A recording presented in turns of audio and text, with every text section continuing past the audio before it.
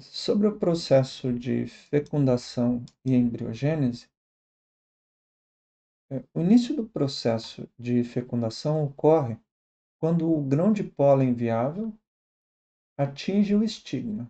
Aqui a gente está vendo o grão de pólen já germinado, emitindo tubo polínico e grudado no estigma.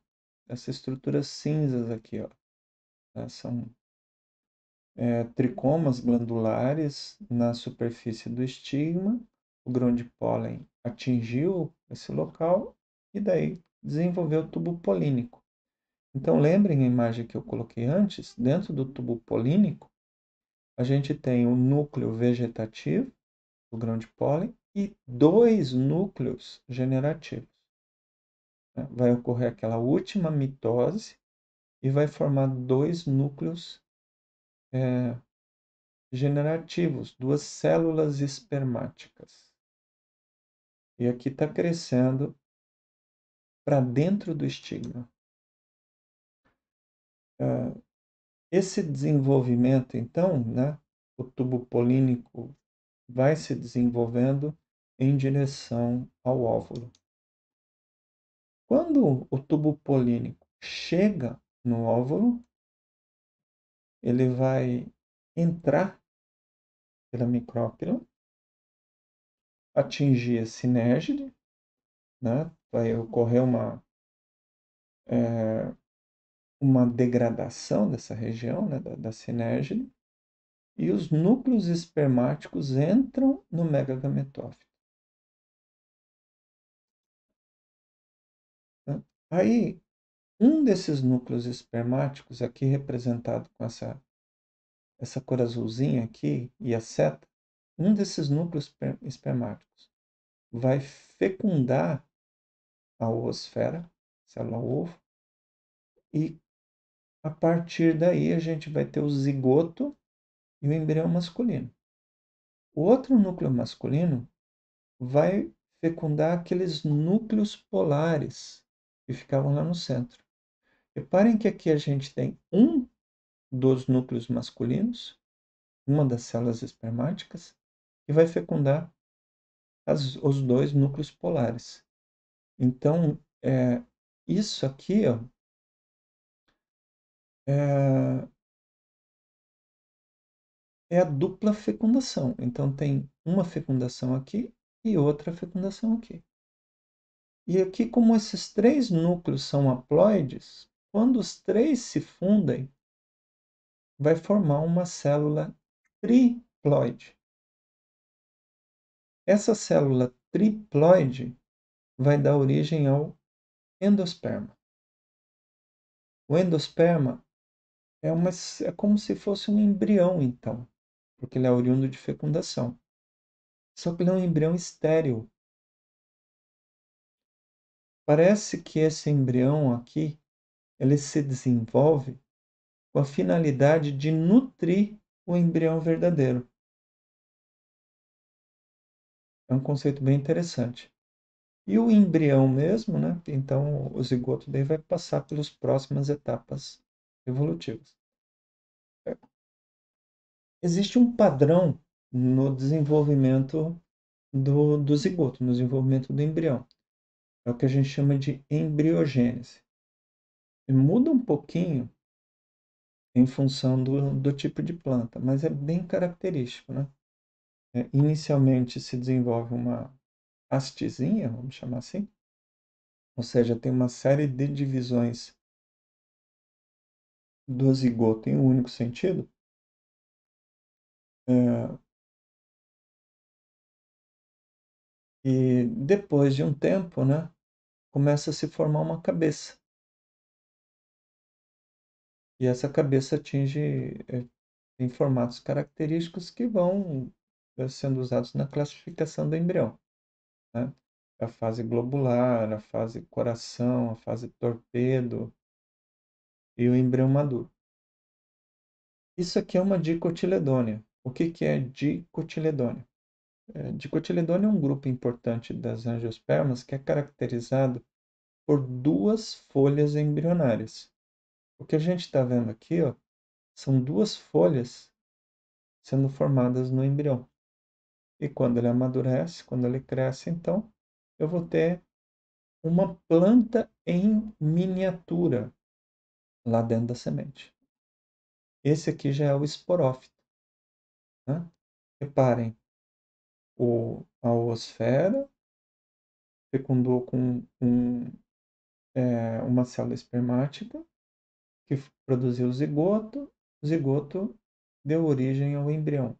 Esse embrião já é o esporófito jovem. E muitas vezes esse esporófito já é bem desenvolvido, ou seja, quando ele amadurece aqui, a gente já vê inclusive as brotações as axilares, 2, 3 pares de folhas, às vezes até gemas florais são observadas nessa fase de formação do embrião. Então esse embrião já é muito completo. Às vezes, porque também aqui tem muita variedade. Um exemplo dessa variedade é o que a gente pode ver nesse tipo de monocotiledônia, que é o cereal. Olha só. Então, a partir do zigoto, tem a multiplicação celular, também se forma uma cabeça, mas tem uma diferença muito grande na forma do cotilédone. Ou seja, essa folha lateral, ela tem um formato de escudo.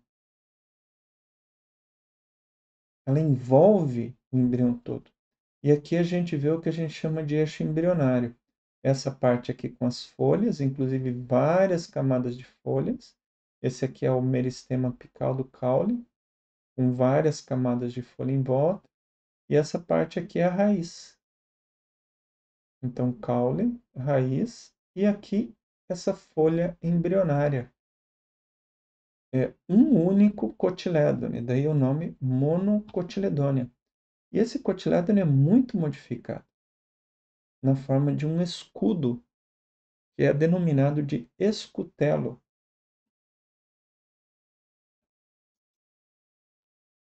Aqui uma outra monocotiledônia, para vocês não pensarem que todas as monocotiledôneas têm aquela característica, já muito parecida com a anticotiledônia que a gente viu antes, né, que também mostra as várias etapas do desenvolvimento, né?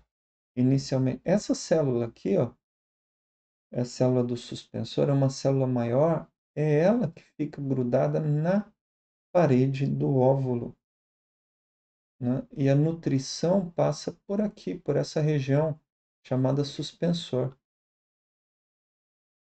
e é levada até essa cabeça, vamos chamar assim, que é onde se desenvolve o eixo embrionário propriamente dito. E aqui, inclusive, vocês já podem ver as estruturas que vão formar a planta, né? E por enquanto ainda são estruturas meristemáticas. Procâmbio, né, o meristema fundamental e a protoderme. Essa parte aqui em cima é uma folha. E a região do meristema apical fica aqui. E depois, quando o embrião já está bem desenvolvido, se a gente abrir a semente e olhar lá dentro, a gente vai ver na região apical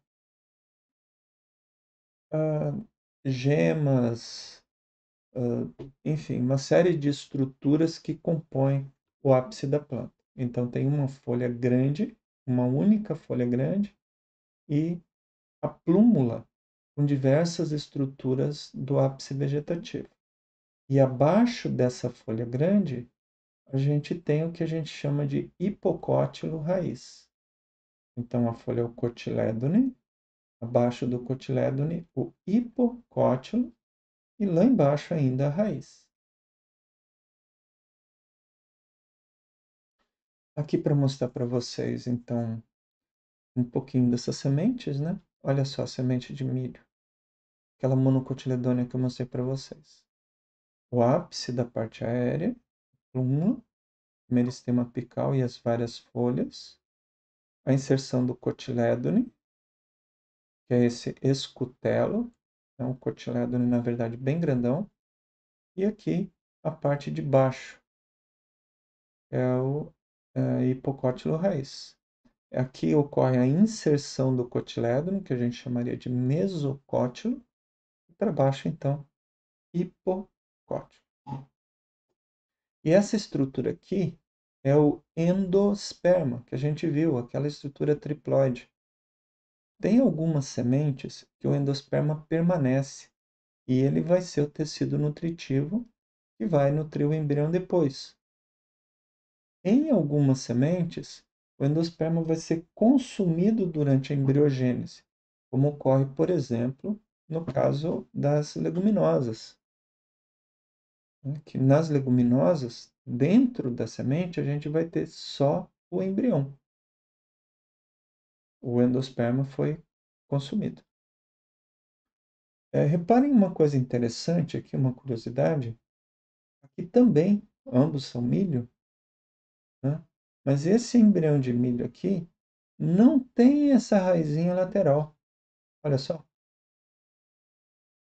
Então a gente também vai encontrar alguma variedade nessas estruturas aí, dependendo não só da espécie, mas às vezes dentro da mesma espécie.